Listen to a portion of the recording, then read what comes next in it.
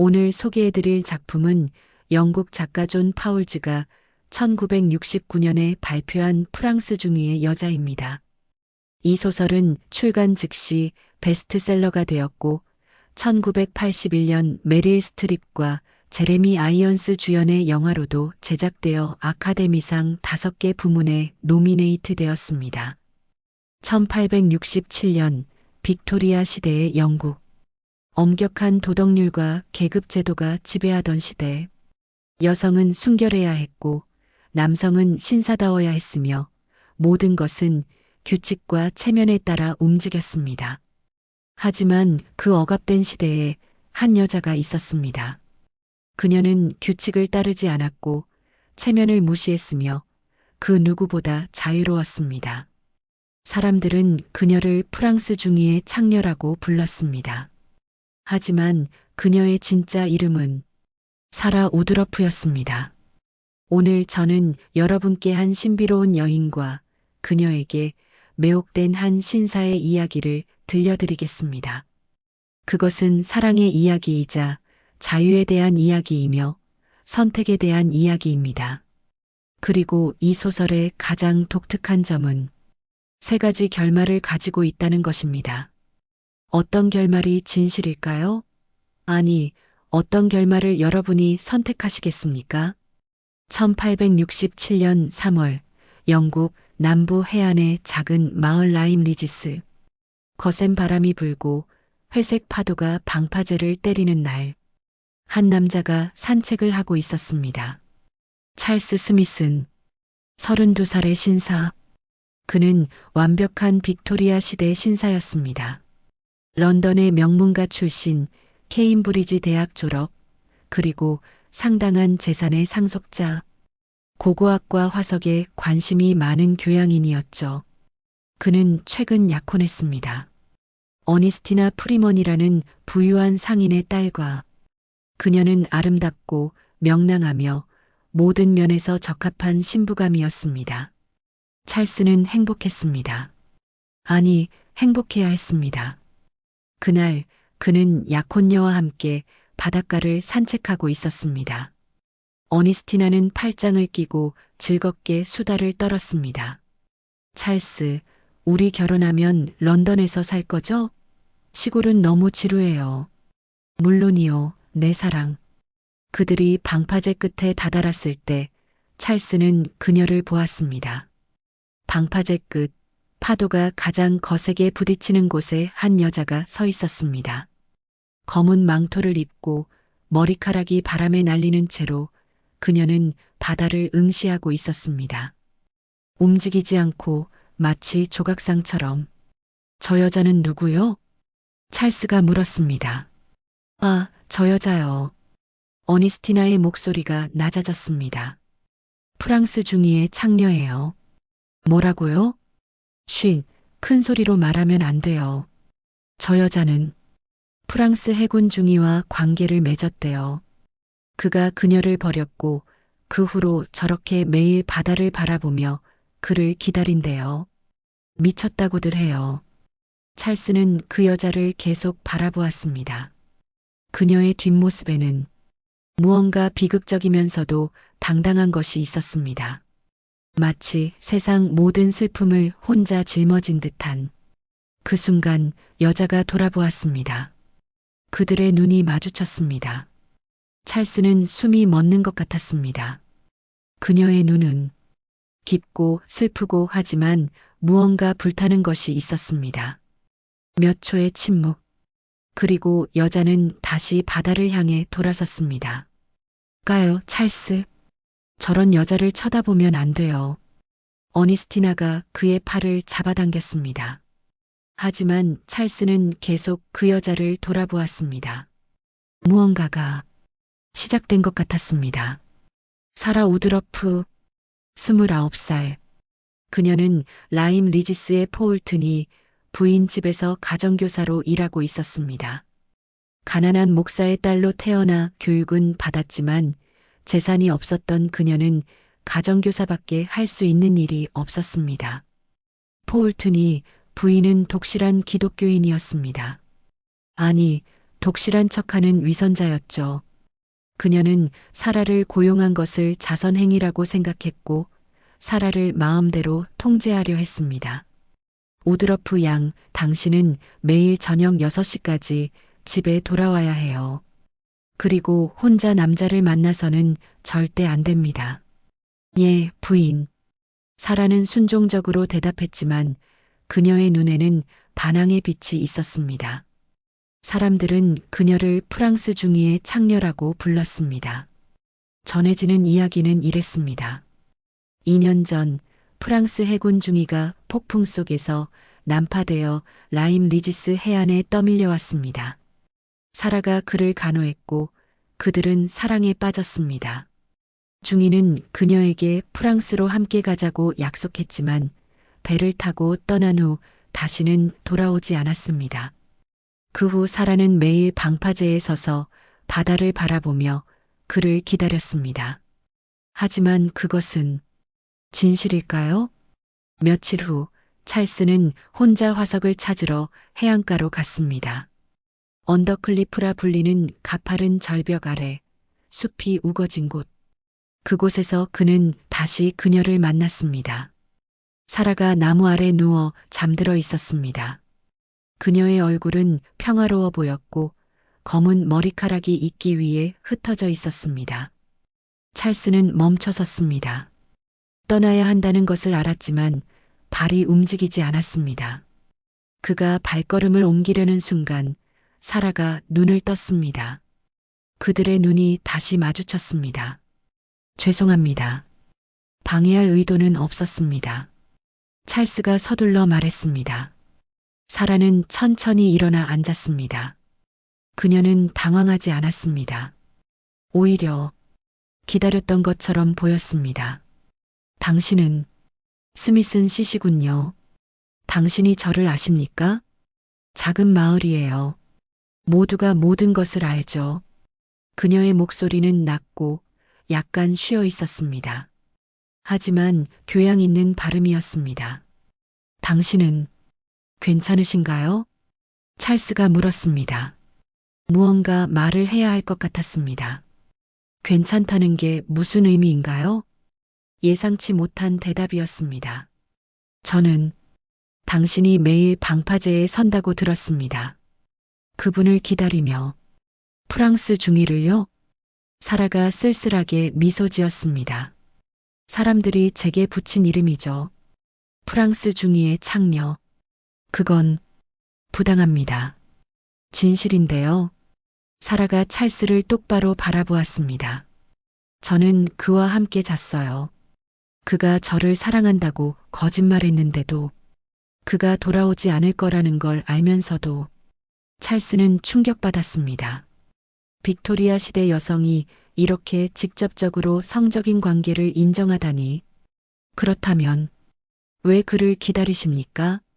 기다리지 않아요. 하지만 사람들은 보고 싶은 것만 봐요. 비극적인 여인, 버림받은 여자, 미친 여자. 저는 그들에게 그런 이야기를 줄 뿐이에요. 이해가 안 됩니다. 이해할 필요 없어요, 스미슨 씨. 사라가 일어섰습니다. 하지만 하나만 기억해 주세요. 저는 제가 선택한 삶을 살고 있어요. 누가 강요한 게 아니에요. 그녀는 돌아서서 숲속으로 사라졌습니다. 찰스는 한참을 그 자리에 서 있었습니다. 무언가가 바뀐 것 같았습니다. 그날 이후 찰스는 사라를 잊을 수 없었습니다. 어니스티나와 함께 있을 때도 화석을 찾을 때도 그녀의 얼굴이 떠올랐습니다. 당신 요즘 왜 그래요? 무슨 생각을 하세요? 어니스티나가 물었습니다. 아무것도 아니요. 그저 화석에 대해 생각하고 있었소. 거짓말이었습니다. 찰스는 자신에게 다짐했습니다. 그녀는 위험해. 나는 약혼자가 있어. 다시는 그녀를 만나지 말아야 해. 하지만 일주일 후 그는 다시 언더클리프로 갔습니다. 그리고 그곳에서 사라를 다시 만났습니다. 스미슨 씨, 다시 오셨군요. 저는 화석을 찾으러. 거짓말하지 마세요. 사라가 부드럽게 말했습니다. 당신은 저를 보러 왔어요. 찰스는 부인할 수 없었습니다. 왜 이러는 겁니까? 당신은 저를 왜 이렇게 만듭니까? 저는 아무것도 하지 않았어요. 당신이 선택한 거예요. 하지만 저는 약혼자가. 알아요. 프리먼 양. 아름답고 적합한 신부감이죠. 사라가 한 걸음 다가왔습니다. 하지만 당신은 행복하지 않아요. 무슨 소리를. 당신은 규칙에 따라 살고 있어요. 해야 할 것들을 하고 되어야 할 사람이 되려고 노력하죠. 하지만 당신의 마음은 자유롭고 싶어 해요. 찰스는 말문이 막혔습니다.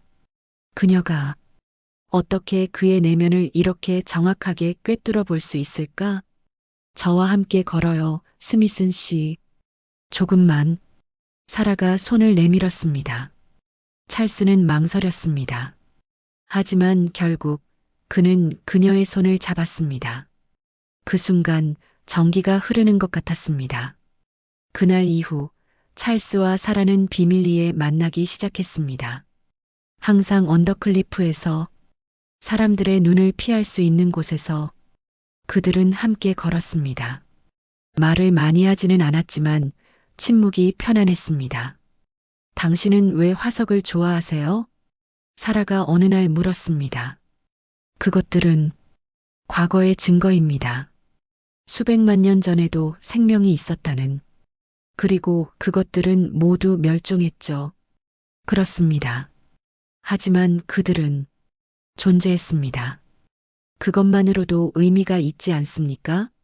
사라가 찰스를 바라보았습니다. 당신은 과거에 집착하는군요. 죽은 것들에. 그건, 저는 미래를 생각해요. 아직 오지 않은 것들을. 당신의 미래는 무엇입니까? 자유예요. 사라가 단호하게 대답했습니다. 저는 자유롭고 싶어요. 이 억압적인 사회에서, 이 위선적인 도덕에서, 이 모든 규칙들로부터. 하지만 여자가 혼자서 어떻게. 어렵죠. 거의 불가능하죠. 하지만 저는 시도할 거예요. 찰스는 그녀의 용기에 감탄했습니다. 그리고 동시에 두려웠습니다. 어느 날 사라가 찰스에게 자신의 이야기를 들려주었습니다. 프랑스 중이. 그의 이름은 바르간이었어요. 그들은 나무 아래 앉아 있었습니다. 햇살이 나뭇잎 사이로 비쳤습니다. 그는 난파되어 여기 왔어요. 저는 그를 간호했죠. 그는 잘생겼고 이국적이었어요. 그리고 저에게 관심을 보였어요. 사라의 목소리가 낮아졌습니다. 그는 저를 프랑스로 데려가겠다고 약속했어요. 저는 믿었어요.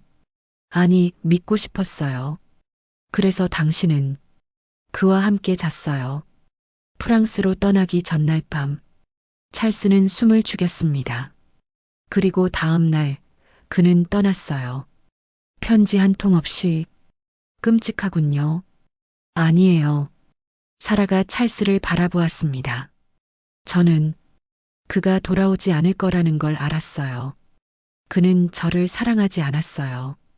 단지 이용했을 뿐이죠. 그렇다면 왜? 저는 선택한 거예요.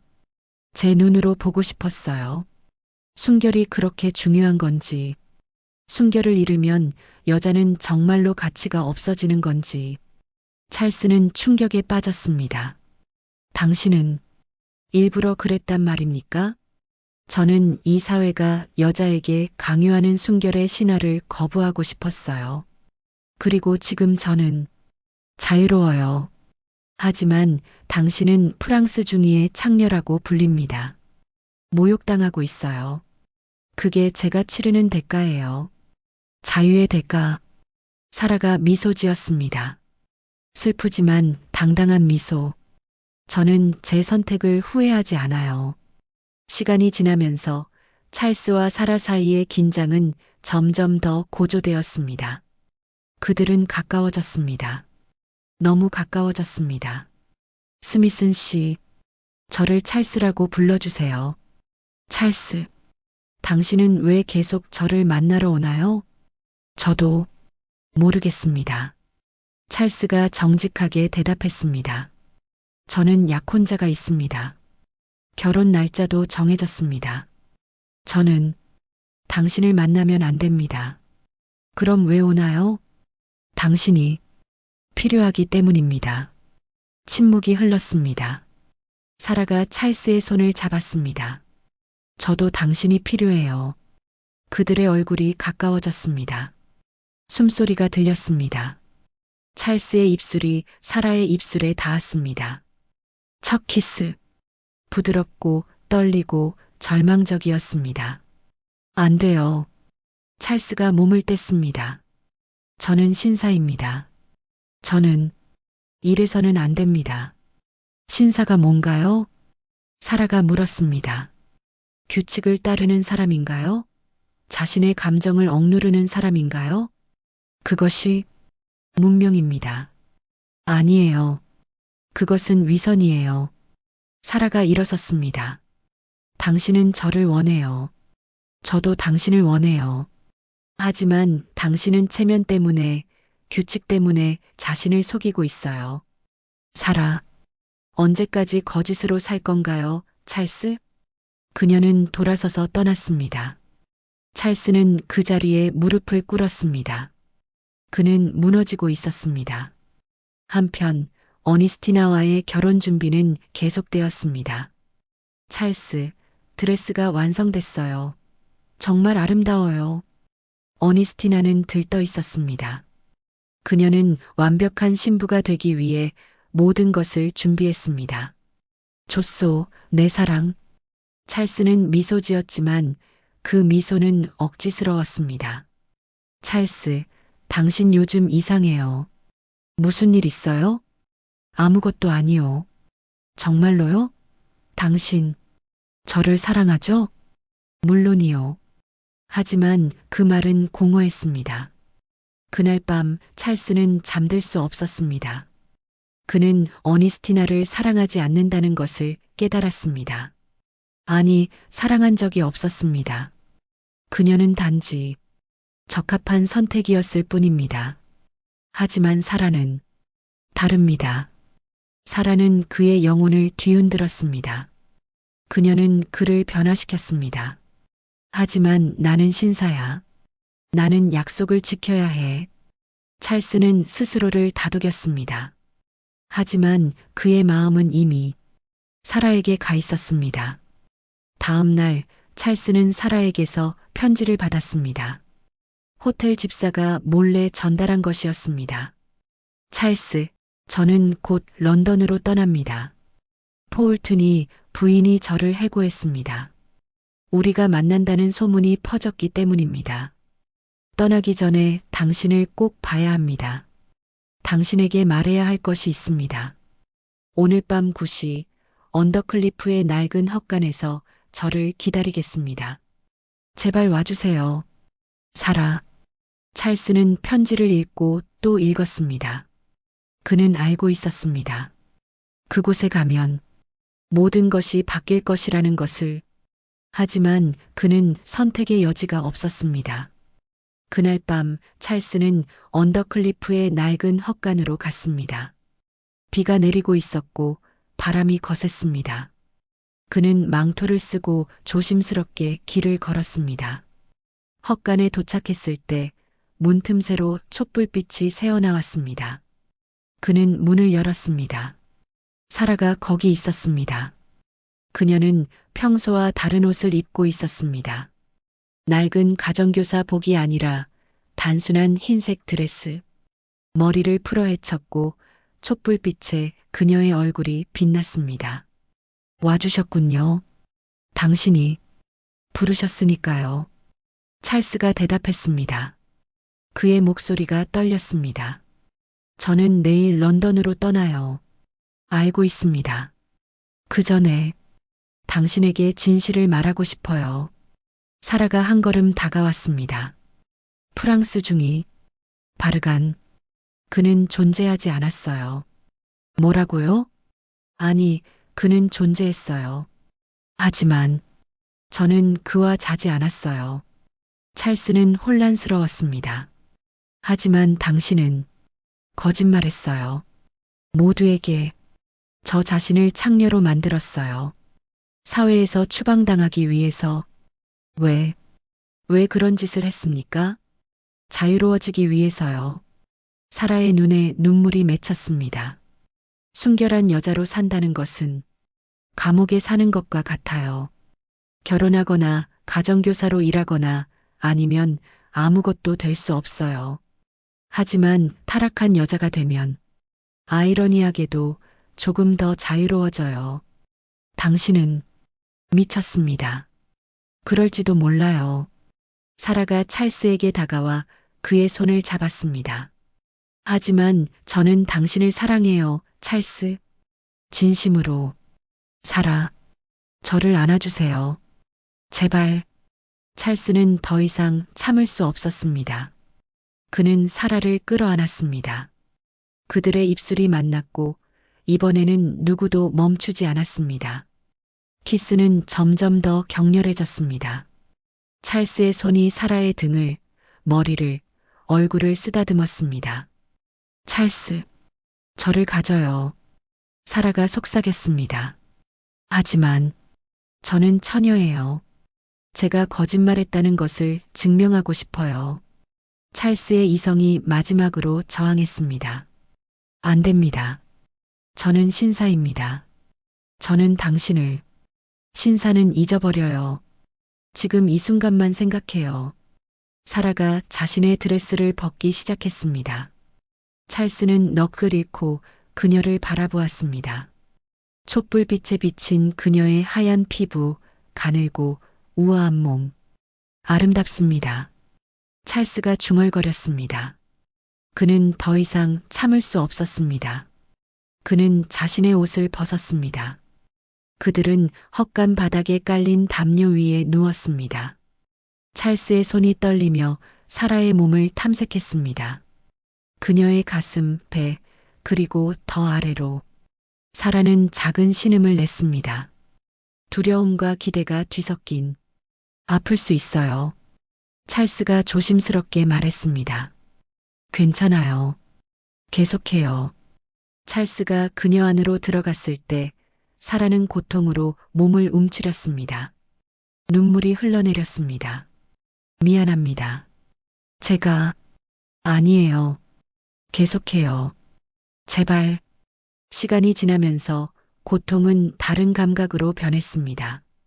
사라의 몸이 찰스의 리듬에 맞춰 움직이기 시작했고 그녀는 이전에 느껴보지 못한 뜨거움을 느꼈습니다. 찰스. 아. 그들이 함께 절정에 도달했을 때 세상의 모든 것이 사라지는 것 같았습니다. 그 후 그들은 서로를 아는 채 누워 있었습니다. 저는 당신을 사랑합니다. 찰스가 말했습니다. 생애 처음으로 진심으로. 저도요. 사라가 대답했습니다.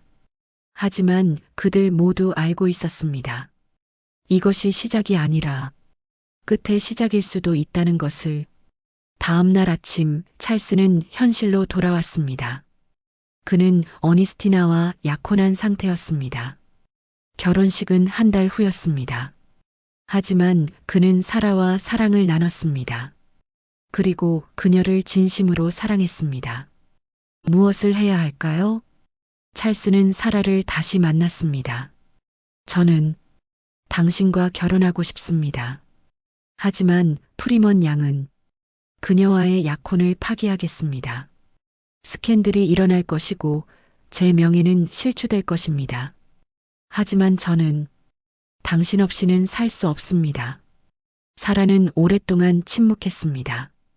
찰스, 저는 당신과 결혼할 수 없어요. 뭐라고요? 저는 자유롭고 싶어요. 결혼은 여자에게 또 다른 감옥이에요. 하지만 어젯밤에 우리는 사랑했어요. 하지만 사랑이 곧 결혼을 의미하지는 않아요. 찰스는 당황했습니다. 그렇다면 저는 무엇을 해야 합니까? 당신이 선택하세요. 프리먼 양과 결혼하든 아니면 저를 따라오든. 하지만 제가 원하는 것은 결혼이 아니에요. 자유로운 관계예요. 그것은 불가능합니다. 사회가 용납하지 않을 것입니다. 그래서 저는 런던으로 가요. 거기서 제 길을 찾을 거예요. 사라는 찰스에게 키스했습니다. 마지막 키스. 저를 사랑한다면 저를 자유롭게 해주세요. 그리고 그녀는 떠났습니다. 찰스는 결심했습니다. 그는 어니스티나를 만나 약혼을 파기했습니다. 무슨 말씀이세요, 찰스? 우리는 한 달 후에 결혼하기로. 미안합니다. 저는 다른 여자를 사랑합니다. 어니스티나의 얼굴이 창백해졌습니다. 누구죠? 누가 당신을 유혹한 거죠? 아무도 저를 유혹하지 않았습니다. 제가 선택한 것입니다. 프랑스 중위의 창녀 어니스티나가 소리쳤습니다. 저 타락한 여자가 당신을 꼬드긴 거군요. 그녀는 타락하지 않았습니다. 그녀는 자유롭습니다. 나가세요. 당신 같은 비겁한 남자는 두 번 다시 보고 싶지 않아요. 어니스티나가 히스테리를 부렸습니다. 찰스는 조용히 방을 나왔습니다. 소문은 빠르게 퍼졌습니다. 스미슨 씨가 약혼을 파기했다. 프랑스 중위의 창녀 때문에. 라임 리지스 전체가 들끓었습니다. 역겨운 일이야. 신사가 어떻게 저런 타락한 여자를. 프리먼 양이 불쌍해. 찰스는 모든 사교 모임에서 배척당했습니다. 친구들은 그를 피했고 가족들은 그를 비난했습니다. 그의 삼촌마저 상속권을 박탈하겠다고 위협했습니다. 내가 그 여자와 결혼한다면 넌 더 이상 우리 가문의 일원이 아니다. 찰스는 모든 것을 잃었습니다. 명예, 재산, 사회적 지위. 하지만 그는 후회하지 않았습니다. 그는 사라를 찾기 위해 런던으로 향했습니다. 거대하고 복잡한 도시. 찰스는 사라를 찾기 시작했습니다. 하지만 그녀는 어디에도 없었습니다. 그는 가정교사 소개소를 찾아다녔고 하숙집을 뒤졌으며 모든 단서를 추적했습니다. 한 달, 두 달, 석 달. 시간이 흘렀습니다. 그는 점점 절망에 빠졌습니다. 그녀는 사라지고 싶었던 거야. 나를 떠나고 싶었던 거야. 찰스는 생각했습니다. 그는 가난해졌습니다. 돈이 바닥났고 일자리도 없었습니다. 그는 런던의 허름한 하숙집에서 살았고 화성 연구로 근근히 생계를 이어갔습니다. 1년 후 찰스는 런던 거리를 걷고 있었습니다. 그때 그는 그녀를 보았습니다. 사라. 하지만 완전히 달라진 모습으로. 그녀는 우아한 드레스를 입고 있었고 미술관에서 나오고 있었습니다. 그리고 그녀는 혼자가 아니었습니다. 한 신사와 함께 있었습니다. 나이든 품이 있는 남자. 사라. 찰스가 소리쳤습니다. 사라가 돌아보았습니다. 그녀의 얼굴에 놀라움이 스쳤습니다. 찰스, 당신을 찾았습니다. 찰스가 다가갔습니다. 하지만 사라는 한 걸음 물러섰습니다. 이분은 로시티 씨예요. 라파엘 전파 화가죠. 저는 그의 모델로 일하고 있어요. 모델? 예. 그리고 저도 그림을 배우고 있어요. 사라의 목소리는 차분했습니다. 하지만 거리감이 있었습니다. 당신은 행복해 보이는군요. 찰스가 쓸쓸하게 말했습니다. 저는 제가 원하던 삶을 살고 있어요. 자유롭게. 저 때문에 제가 모든 것을 잃었습니다. 명예도, 재산도, 가족도. 제가 그러라고 한 적 없어요. 사라가 차갑게 대답했습니다. 저는 당신에게 저를 따라오라고 하지 않았어요. 당신이 선택한 거예요. 하지만 저는 당신을 사랑합니다. 저도 당신을 사랑했어요. 하지만 사랑이 전부는 아니에요. 로시티가 자리를 피해 주었고 찰스와 사라는 카페에 앉았습니다. 당신은 왜 사라졌습니까? 왜 연락도 없이? 저는 말했잖아요. 저는 자유롭고 싶다고. 하지만 우리는 사랑했습니다. 그날 밤, 그날 밤은 아름다웠어요. 하지만 그게 전부예요. 저는 당신의 아내가 되고 싶지 않아요. 누구의 소유물도 되고 싶지 않아요. 찰스는 이해할 수 없었습니다. 그렇다면 저는 무엇을 위해 모든 것을 희생했습니까? 당신 자신을 위해서요. 사라가 찰스의 눈을 바라보았습니다. 찰스, 당신은 이제 자유로워요. 사회의 규칙에서, 체면에서 해야 할 것들로부터 당신은 이제 당신 자신이 될 수 있어요. 하지만 저는 당신을 원합니다. 저는 당신의 것이 될 수 없어요. 사라가 일어섰습니다. 안녕, 찰스. 행복하세요. 그녀는 떠났습니다. 찰스는 그 자리에 남았습니다. 텅 빈 채로. 이 부분에서 소설의 독특한 특징이 나타납니다. 작가 존 파울즈가 직접 등장하여 독자에게 말을 겁니다. 여러분, 저는 이 이야기의 작가입니다. 갑자기 한 남자가 카페에 나타났습니다. 그는 독자를 향해 말을 걸었습니다. 저는 지금 딜레마에 빠졌습니다. 이 이야기를 어떻게 끝내야 할지 모르겠습니다. 찰스는 사라와 함께 해야 할까요?